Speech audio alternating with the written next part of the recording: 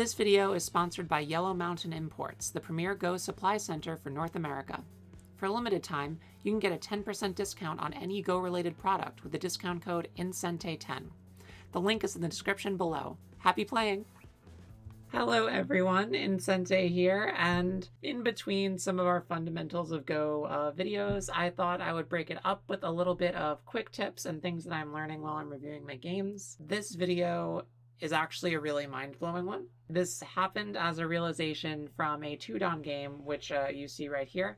I was playing black in this game, and by the way, if you like the new green screen, it's pretty cool. I'm hoping to make this setup semi-permanent, so if you like it, let me know. Either way, let's get going with the lesson. It's on the price of passivity. So a lot of new players and intermediate players, honestly, this is a problem that I think plagues people all over the skill spectrum, is the difference between solid and passive, right? When are you supposed to play solid, and when does that turn into passivity, and where is the line between solid and passive? That's a question that I think a lot of us have asked ourselves, and I think this game can actually help provide a bit of an answer.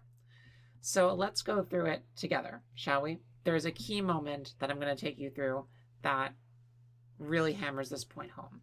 But I'm just going to give you a quick rundown of the game. So I was playing black. I elect to build a wall on the top side, push white here, and then go into a large global kind of Moyo surround strategy. White does the thing you're not supposed to do and makes a weak group right up against all my thickness, so I happily attack that. Cut because we can.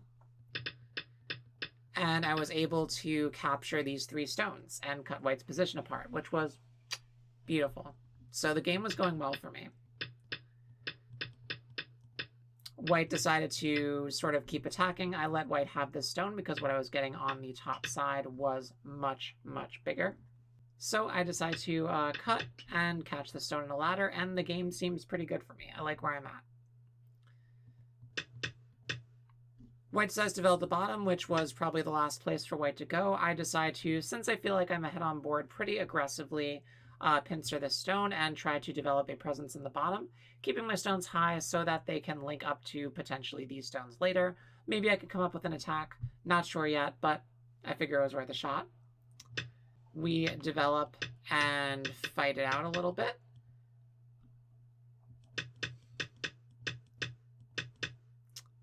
Get the top side pretty easily here, which was nice. White gets a presence on the top. I decide to, since I'm all connected up, I don't really have any weak groups to worry about, invade the corner, take away white's last bit of points.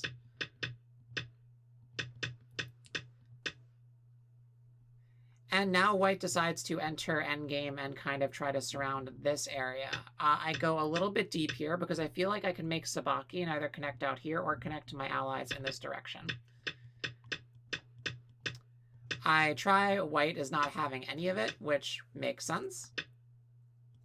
I make a few probes. They don't end up working out, but I was able to get a squeeze and activate this crosscut. This crosscut is nice because no matter which way white decides to go, I will be able to attack whichever stone they leave behind. White goes to Atari that stone, and I end up leaving and connecting up to my allies. Everything is great.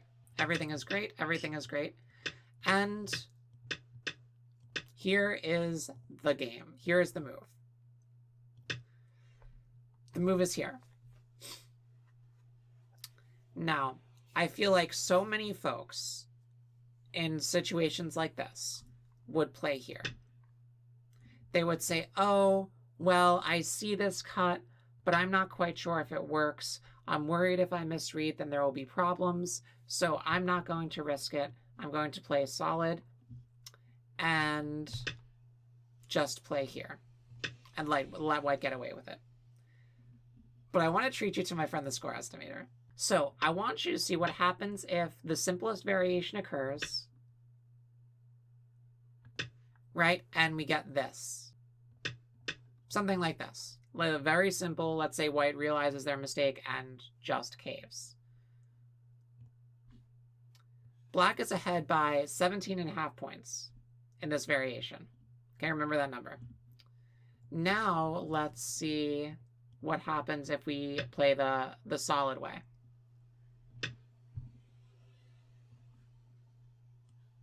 7.5.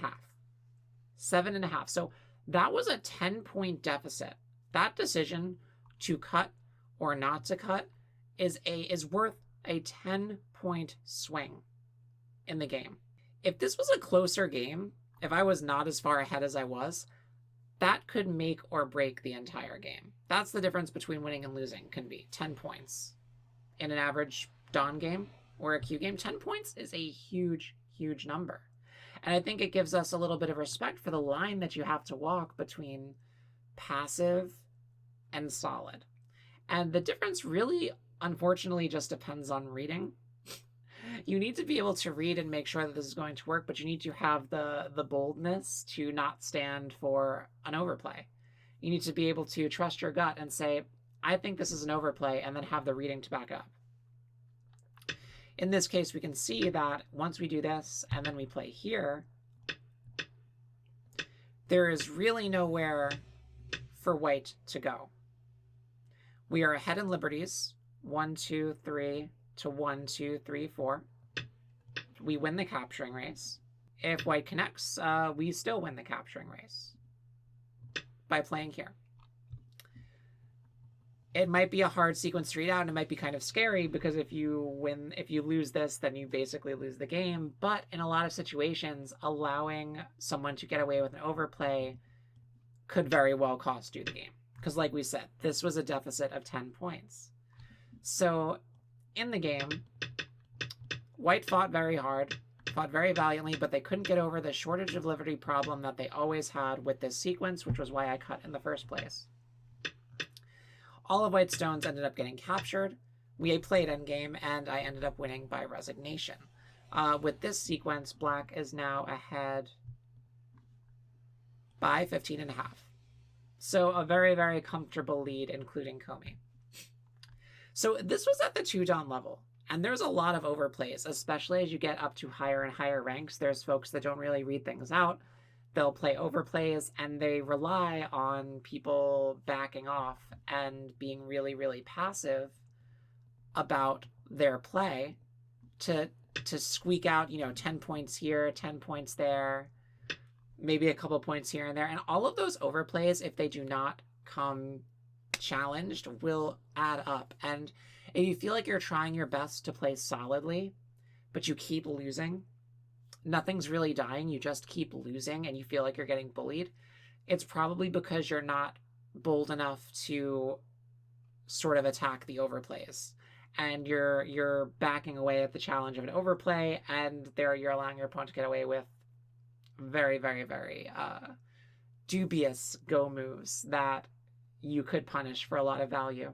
So I just wanted to talk about that and give y'all a sort of real life example at the 2 Dawn level, how, making sure that you're always on your toes for those little moments to take advantage of an overplay. A lot of it has to do with reading, a lot of it has to do with experience, but a lot of it has to do with the confidence to trust yourself and know that if you feel like something's an overplay, it might be. So I hope that you found some wisdom in this game. I'll probably try to post more live games at the Dawn level in my climb to 4 Dawn and 3 Dawn, which is where I'm at right now. I'm at 2 Dawn, sort of climbing up. So I'm very, very excited to share the rank up with you. Definitely give my other videos a watch. Stay tuned for the Fundamentals of Go video that's coming up. And yes, I hope that you enjoyed this little game and this little nugget of wisdom. And I will talk to you all later. See you on the grid.